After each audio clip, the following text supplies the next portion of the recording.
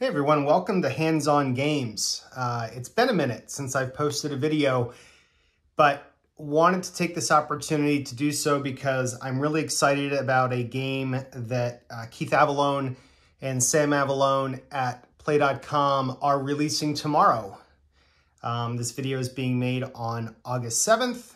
The release date of History Maker Express Baseball, or History Maker Baseball Express, you can say it either way, is Monday, tomorrow.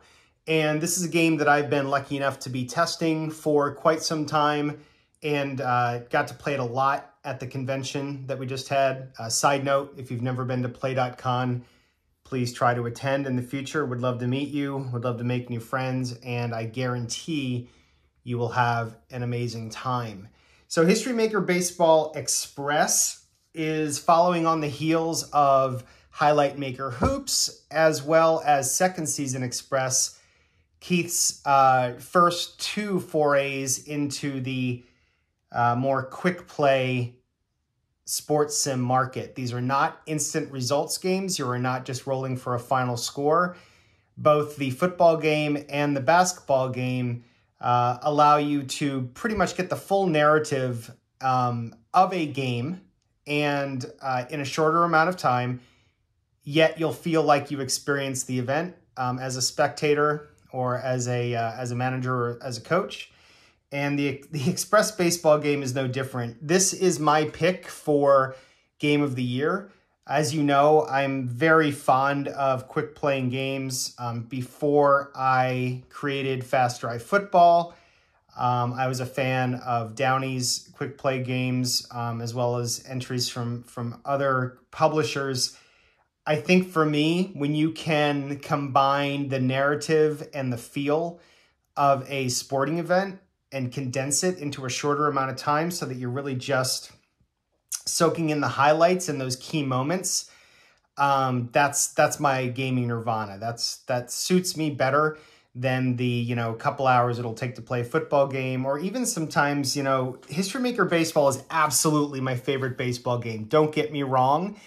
But to be able to play 3 express games in the time it takes me to play one regular full play, it's kind of cool. And I think this game, the express game is going to appeal to people who want to supplement their larger projects so that they can get to the key moments of the season quicker. But it's also going to appeal to those people that like to run tournaments with lots of teams and whittle it down to maybe the championship when then they can pull out the full play. Although I will say, and I want to make this absolutely clear, we did a full tournament at Play.con, and even the championship game was played with Express. And trust me, there was still the drama. There was still the key die rolls. It was a ton of fun. So again, this is my early entry for Game of the Year. So what I'm going to do is I'm going to show you what you get when you purchase the game.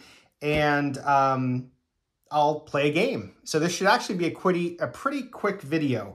I'm not going to do any post-production or edits, just going to record it and post it and get the word out that I really love this game.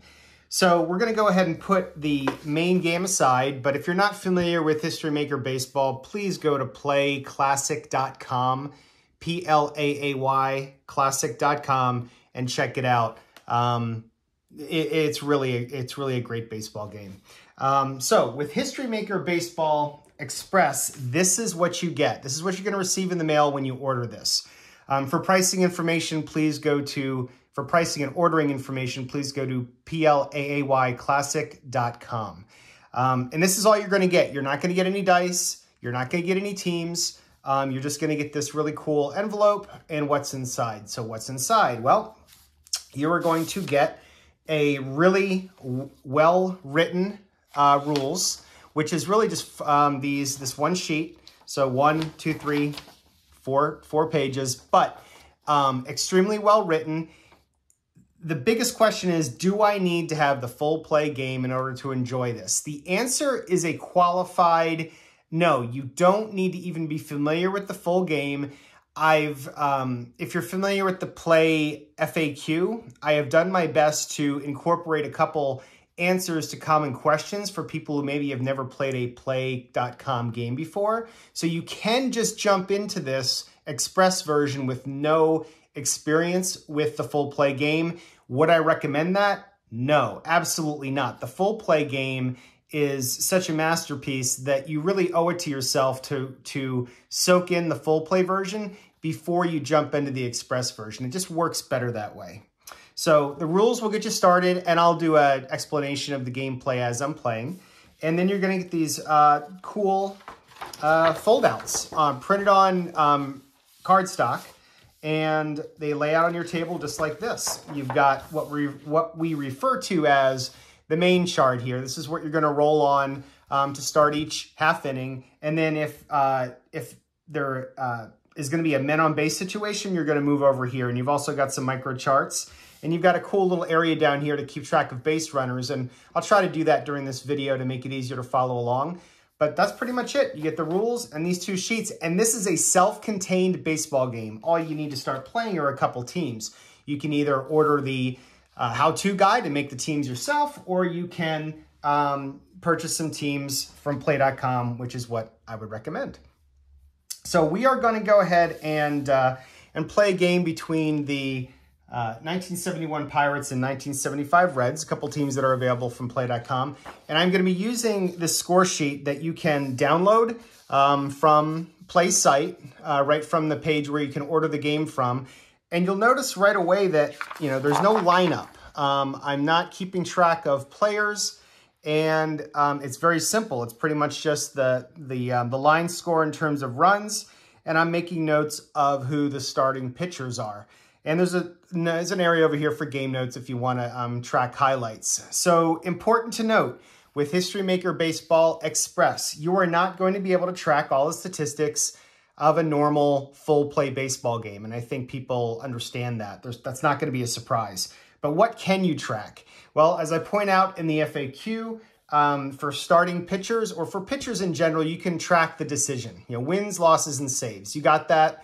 But that's pretty much it. And for batters, you're going to get home runs and RBIs, which, for a lot of people, that's all they need. But if they need that detail game by game of what types of hits, because you're calculating slugging percentage or batting average, you're not going to get that, because the batting order and bullpens are abstracted in this game. So let me tell you what that means before we jump into the game. For Pittsburgh, we're looking at their batting order here. Now, I made this lineup like I would for a regular baseball game. I've got every position covered except for pitcher. The pitcher batting is abstracted into the game. So each time a batter comes up, you're going to have the active batter card facing up, and you are going to roll against the qualities on this card. Whatever happens in the inning, it may be end of inning. So one roll may get you an end of inning, and you're simply going to rotate this batter to the back so that at the start of the second inning, your second batter will be up.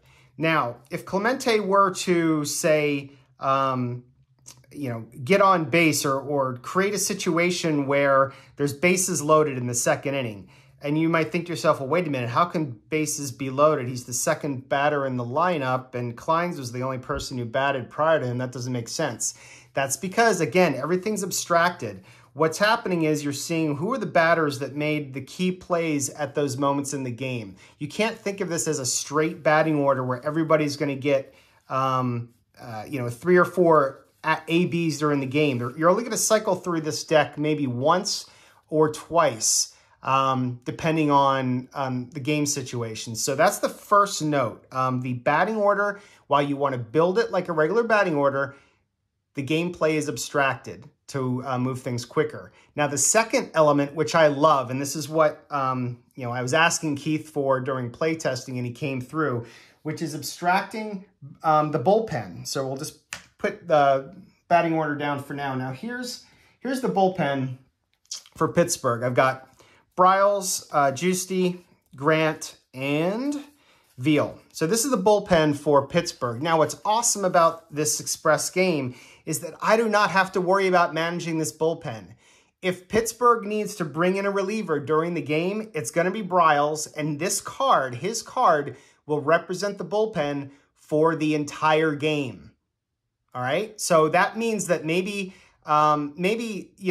my starting pitcher gets knocked out in the 5th inning, and you're saying, well, wait a minute, Browse isn't going to pitch 5 innings or 4 innings. You're right, he's not. But his card represents the relative strength of the bullpen. And he will be, as noted on the score sheet, Keith and Sam noted as bullpen hero. But what I consider it is, he'll be the relief pitcher of record.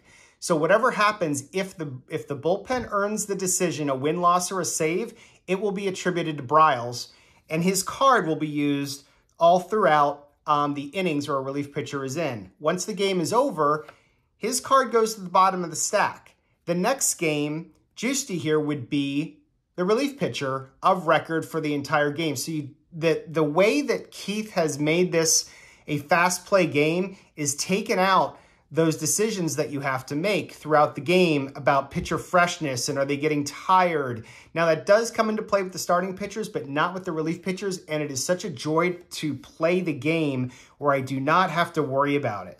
And it works, it just works brilliantly. And I'm so happy with the mechanic, and I'm so happy that he figured it out. So that's how relief pitching works. Starting pitching, so the starting pitcher for Pittsburgh in this game is going to be Doc Ellis. Works much the same it does in the full play game.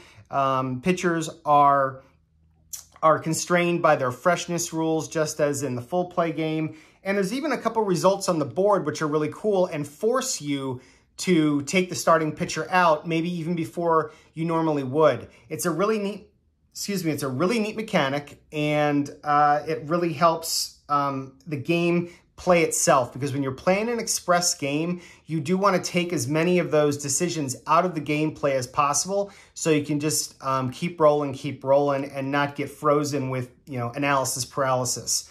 Works really great. I think those are pretty much the highlights. If you've been following Keith's channel about how this express version of History Maker Baseball works, you're probably familiar with everything else. So I'm just going to go ahead and jump into the game and explain things as I go. I've already got my score sheet ready. Let's see, I'll try to put the cards here so people can, you don't need to see the bottom of the score sheet, but you do need to see who's pitching for the home team Reds. It's going to be Don Gullett, who is a semi-ace, semi-flash, semi-control. And if you have no idea what those qualities mean, go ahead and watch some videos on History Maker Baseball. I think I've got them here on this channel, or go to play.com and view their channels as well. And then pitching for Pittsburgh is going to be Doc Ellis. And I've got the lineups here for, we've got Cincinnati and Pittsburgh. So I'll just go ahead and put these cards aside, because first up, we're going to have the Pittsburgh Pirates. And let's just go ahead and get started. So the way the game works, the mode of play is you're going to roll on the main chart, and you're going to get one of 5 results. There's special results. That's one. We'll talk about those as they come up. Those are umpire checks, ballpark checks, experience checks, and injury checks. And you might also get sent to the contact table from men on base. A quick note about umpires. For this game, to make it just flow a little better, be a little bit more clear, while we do have umpires that come with all the season sets, for this game, I'm considering any umpire checks that the umpire is simply respected. There are many different umpire qualities, but for this game, we're just going to say they're respected. And another cool rule, for those of you that are familiar with the full play game, when you have umpires, you'll lay out umpires on your game board for first, second, third, and who's umpiring behind the plate. In this game, you can just make a stack of 4 umpires. So once an umpire check is made, simply rotate the top umpire down to the bottom umpire. It's sort of like the batting order works and the relief pitching bullpen mechanism works. So that's how that works. So if umpires come up, everybody's respected. So the first batter up for Pittsburgh is Gene Kleins. We're going to roll the typical History Maker dice, the black, blue, and red, as well as the decider die. I should note, and I think I mentioned this earlier, the game will not come with these dice. If you do not have History Maker Baseball dice, I highly recommend that you place another order for the dice with Keith, or find dice of your own. If you do not have a decider die, if you're not familiar with the decider die, it's got bullets on 3 sides and blank on 3 sides. It's how you determine if a player in a given at-bat has a quality that's being asked for. So if you're asked, is the pitcher an ace, and he's a semi-ace like Don Gullett, you'd have to roll a decider die or use the value of the decider die if you had already rolled it to make that determination. A bullet, he has the quality, a blank, he doesn't. So that's how that works. So let's go ahead and get started. Gene Klein's is up. We roll a 2, 4, 6, and we're going to look at 2, 4, 6 on the main chart. It says there's a star pitching.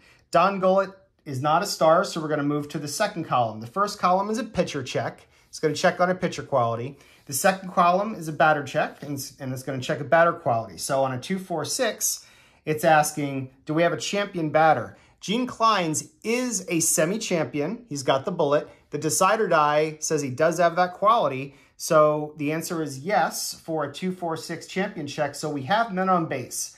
The men on base result is followed by a little diamond with a dot in the middle of it. And if you look at the instructions on the chart itself, it's going to tell you that you're going to adjust the black die up or down one value depending on the speed of the batter. So this is basically, you know, changing your men on base situation depending on the speed of the batter. Now, what's cool here is, I haven't mentioned this mechanic yet, but in this die roll of 2, 4, 6, the black die is what is referred to as the, it's basically the men on base die. And it's going to tell you what the base running situation is if there's a successful men on base result. And a 6, if you look at the guide down here in the bottom left, is telling you it's bases loaded. But first, we're going to see if we're going to adjust that based on his base running quality. Well, we're not going to have to bother because he's semi-active. So the only thing that could happen is we'd bump up the result 1, but there's nothing better than bases loaded. So right away, we know that the Pirates have bases loaded here in the first inning. So we'll go ahead and use some chips to denote that. And there you go. We've got the bases loaded. And the next batter is Roberto Clemente. Now that we have men on base, we're going to move to the men on base chart and roll only 2 dice and the decider die on that chart. We get a 35, and it's asking, is it a control pitcher? If so, ground out, end of inning. You're going to see this EOI a lot, and that just means the inning's over. Don Gullett is semi-control. He did not get the decider die. That means he is not a control pitcher for this at-bat. So on a 35, we're going to move to the second column. Base on balls, roll again. So we know we have 1 run in for the Pirates. We're going to go to the next batter, which is Bob Robertson. So 1 run in, and we're going to roll again on the men on base chart. And we rolled a 35 again. This time, he got the decider die for the control, end of inning. So the Pirates do load the bases, and we're going to rotate. So Bob Robertson is done. Willie Stargell will be up to bat for the Pirates in the next inning. But the Pirates do get 1 run after loading the bases on that walk. They weren't able to get any more. So we move to the bottom of the first. We're going to roll all the dice for the Reds. Joe Morgan leading off against Doc Ellis. It's a 1, 3, 5. It's asking, do we have an ace pitcher? We do not. So we move to the second column, champion batter. No, because he did not get the decider die dot. So no runs. So that's it for the Reds in the bottom of the first. We move on. We rotate that batter. We move on to the top of the second. We roll for Willie Stargell. 1, 1, 3. Is it a struggler pitcher? No. So is it a utility batter? I'll get back to the struggler pitcher in a second, so I want to explain that. Utility batter? No, Willie Stargell is not utility. So we got the RBI question mark result. If the decider die says yes, there's an RBI. If the decider die says no, by the way, when I say says yes, I mean is it a dot? That means this player, whoever's up, is attributed with an RBI. And if the result is that, he's not. So fortunately, Willie Stargell is. So he's going to get, and that's the end of inning. So the result says RBI question mark. You check the decider die, then it's the end of the inning. So Willie Stargell gets an RBI, and that's the end of the inning. Now, you could put that in the game notes. So this is, like I said, you can track RBIs. So Willie Stargell would be given an RBI, and you move on to the bottom of the second. Now, on the struggler result, I mentioned that given the fact that unlike the full play game, so this is a note for the full players, struggler is a quality you're going to get after giving up a number of consecutive hits. There's also advanced rules for runs, and that is the rule that we will use for the express game. So if a pitcher has given up 5 runs, he's considered a semi-struggler, and if he's given up 6 runs, he's a full struggler. It's that easy. So we go to the bottom of the second. Ken Griffey's up for the Reds. They're losing 2-1. It's another 1-3-5 result. Ace pitcher. We did get the, it's versus Doc Ellis. So no, not an ace pitcher. Champion batter. Yes, he is, because we got the bullet. And that is going to give us a men on base result. And we're going to check his running because it's got the diamond next to it. When it's got the diamond, you always have to check the running quality of the active batter. He doesn't have a running quality, so it's not going to affect the black die. The black die says 1. I do want to point out a really cool rule. Black die 1 means there's a man on first, and you're going to rotate and go to the next batter. Had Ken Griffey been a batter with a stoic running quality, that is a -1 to the black die, that would have been end of inning, no runs. But instead, we've got a man on first, and we're going to rotate, and George Foster comes up, and George is going to be rolling on the men on base chart. Man on first, the result is 25. Iron fielder commits error, safe at first, roll again. So we go over, and we're going to check the top card of the defensive deck. So Richie Hebner is the top card. It's a check against his fielding rating, and it's asking, is he iron? He's yes. So the result was 25. 25 says iron fielder commits error, safe at first, roll again. He actually is an iron fielder. He's got the semi-iron rating. Decider die says he's iron, so there you go. So Richie Hebner makes an error, so you can track errors too. And you flip him now to the bottom of the stack. He was going to lead off the next inning, but when you do a defensive check, he's been used, and you rotate him down. So instead now Sanguillen is going to be the batter to start the next inning. And we've got a result of 25. Iron fielder commits error, safe at first. The runners advance 1 base. So now we have runners at first and second on that error, and Johnny Bench is coming up. 15, scrapper hits a double, roll again. Johnny Bench is not a scrapper, so we move to the next column. Home run, then end of inning. Johnny Bench with the home run is going to bring in 3 runs, and just like that, the Reds have a 3-2 lead. Again, if you're keeping track of stats, go ahead and give Bench a home run, give him 3 RBIs, and the inning's over. So we move to the top of the third. Sanguillen's up for the Pirates. As I mentioned, it would have been Hebner, but he was used in the defensive check, so he rotated to the bottom of the stack. 2, 3, 6 on the main chart. Is it a struggler or gilded pitcher? He does not have the gilded quality, and he is not a struggler. So we move to the batter column. It's asking, is the batter a sad sack? He is not. So we get in the third column for the normal outcome an RBI possibility. And yes, the decider die says yes, because it's a dot. So Manny Sanguillen gets an RBI. The Pirates have tied it up in the top of the third, and that's the end of the inning. And we move to the bottom of the third for Tony Perez. 3-6-6 for Tony Perez. Is it a workman pitcher? It is not. Is he a utility batter? It is not. And Perez gets a chance for an RBI. He doesn't get it because the decider die is a blank. So no runs for the Reds in the bottom of the third. It remains tied at 3-all. So that's going to bring up Dave Cash for the Pirates. 2-2-3. Ace pitcher check against Don Gullett. He's a semi-ace. He gets the bullet. So no runs for the Pirates. So finally, Don Gullett holds the Pirates to no runs in an inning. We go to the bottom of the fourth. And it's a 3-4-4 for Pete Rose.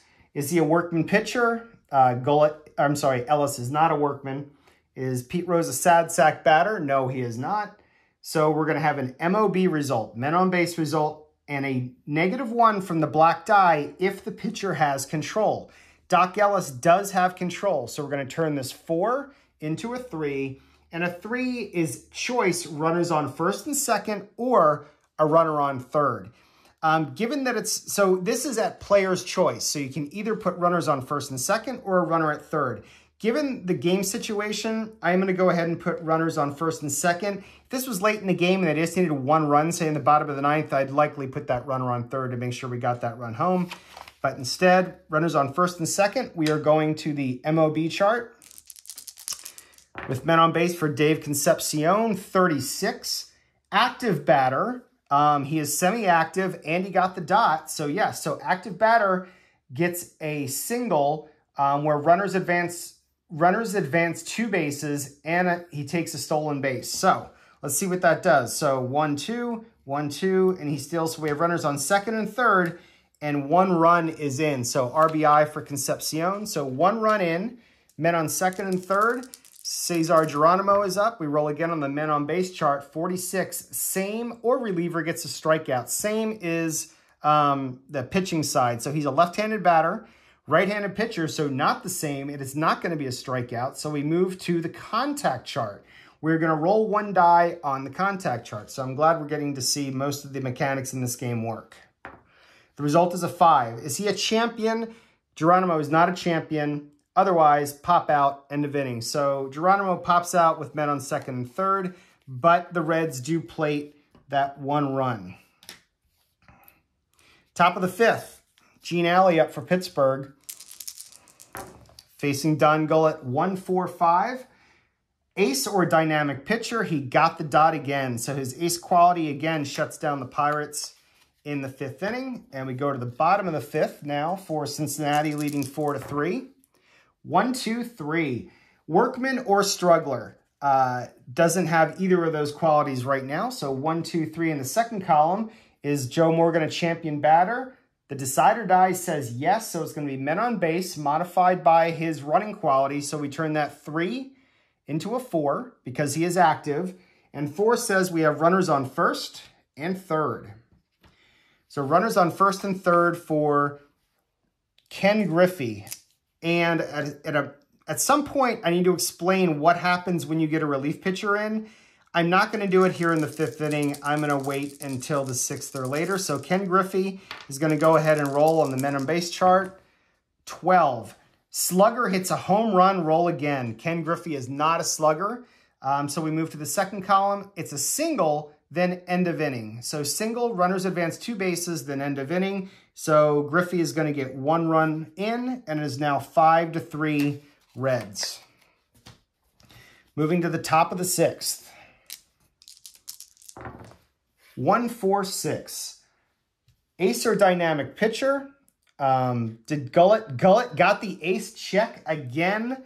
No runs. He is cruising in the middle innings of this game after giving up 1 run in each of the first 3 innings. Bottom of the 6th. The Pirates might be thinking about going to the bullpen if they get men on base this inning. They need to keep it close. Let's see what happens. 1-2-2.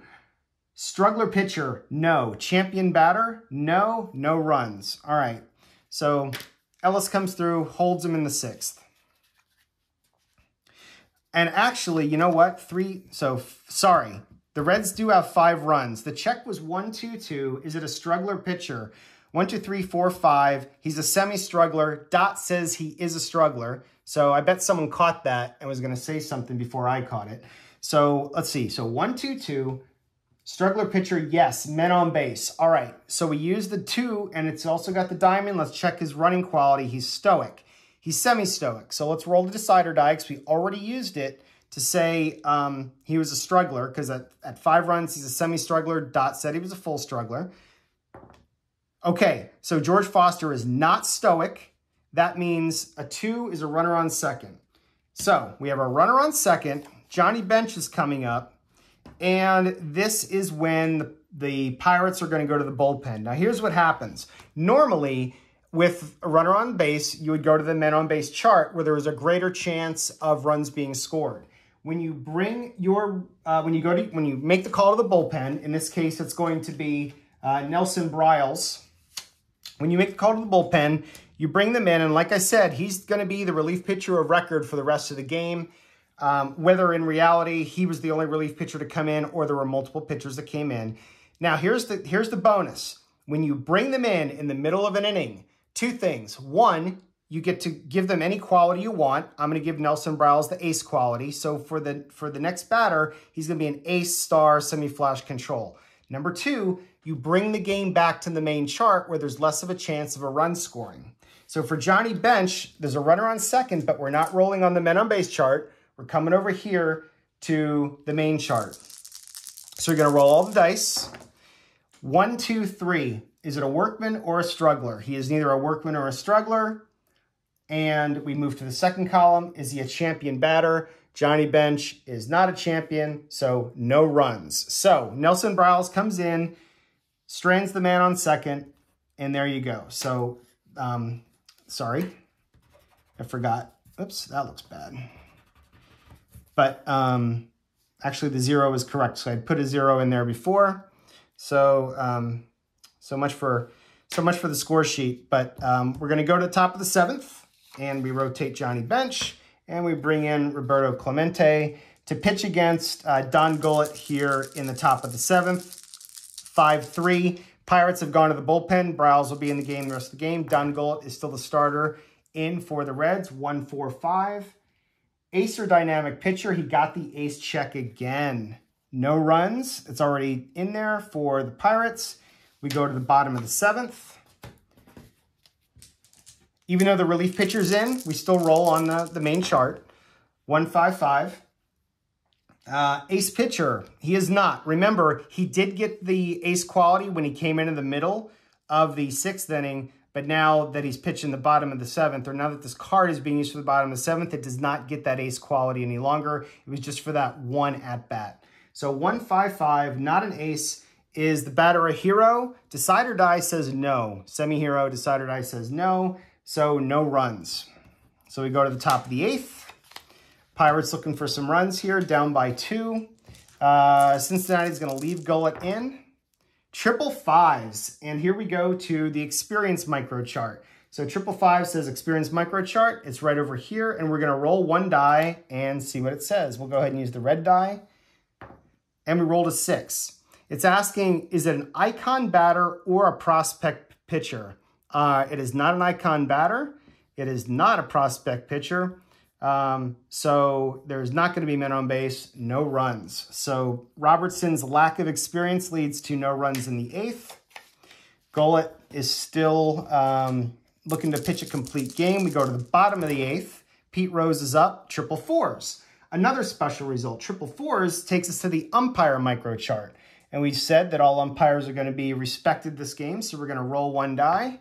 We get a 3. Respected third base umpire, yes. No runs, so that's it. So no runs for Reds in the bottom of the 8th. Then we go to the top of the 9th. This could be the end of the game. Pirates down by 2, looking for some runs. Cincinnati is going to keep Gullett in. 3-4-4. Workman pitcher, no. Sad sack batter, no. We are going to have men on base. So -1 from the block die if the pitcher has control. Decider die says they do, so it takes a 3 down to a 2. So the Pirates get the tying run coming to the plate with a man on second in the form of Richie Hebner. And now the Reds will go to the bullpen. Their bullpen is Raleigh Eastwick is going to be the pitcher of record, which is, from a narrative standpoint, makes sense. He's the closer. They're going to try to get the save with Eastwick, and we're rolling on the main chart. And Eastwick now is going to be a full ace semi-flash control, or I could keep the semi-ace and make him a star semi-flash control. But in this case, because I've seen it work out best this way, we're just going to go ahead and make Raleigh Eastwick a full ace for this at-bat. And rolling on the main chart with the man on second, 1-5-6. Ace pitcher, no runs, game over. And just what I just said. Had I left him as a semi-ace and given him the star quality, Decide or Die would not have given us what we wanted, and we would have had a run scored probably. So there you go. Raleigh Eastwick comes in, shuts the Pirates down in the 9th, and we have a final of 5-3 in favor of the Reds. So Ellis for the Pirates is going to get the loss. Gullett will get the win. And Eastwick, pitcher of record for the bullpen, gets the save. And we could have tracked RBIs over here or the error on Hebner earlier in the game. I think the only thing I didn't touch on was chemistry. So The full game has components, charts to roll on for team dissonance, team harmony, and the effects on the team from that. You can absolutely incorporate that into the Express game if you want. There are some checks for team harmony in this game.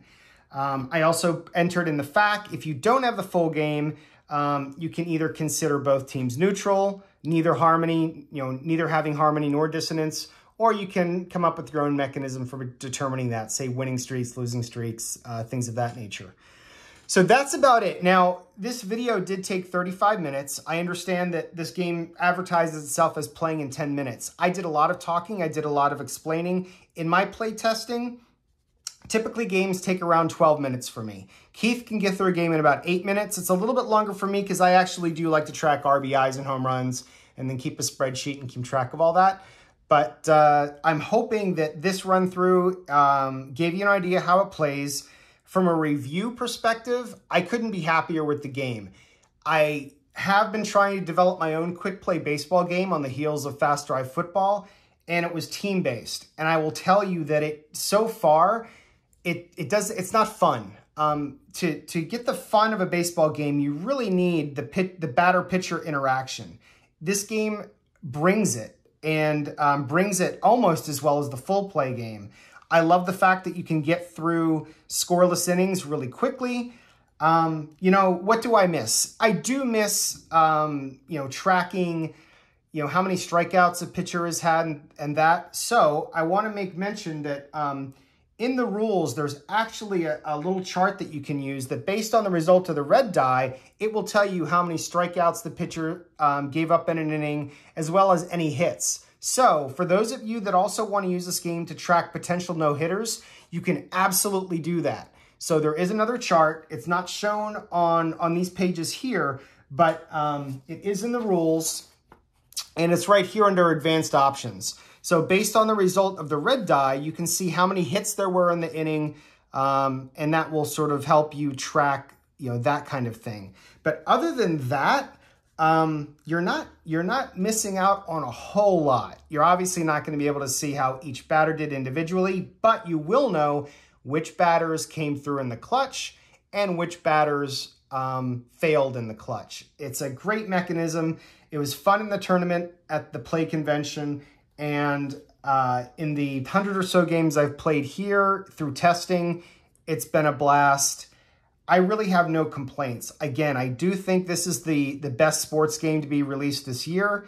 I understand that some people might want to give that to Highlight Maker Hoops, which I can't argue with, absolutely, but I'm just more of a baseball guy. The Highlight Maker Hoops is a fun game and interesting, and actually I can't wait for the college set to come out, but as an aside, this game just sort of like completes my baseball universe. It gives me everything I want in an Express game, and I couldn't be happier. So from a review standpoint, I do encourage everybody who enjoys History Maker Baseball to absolutely pick this up when it goes on sale tomorrow.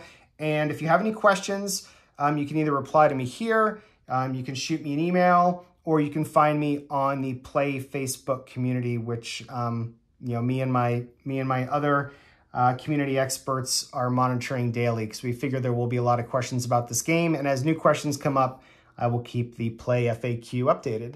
So that's it for now. Hope you guys enjoyed the video, and we'll talk to you soon.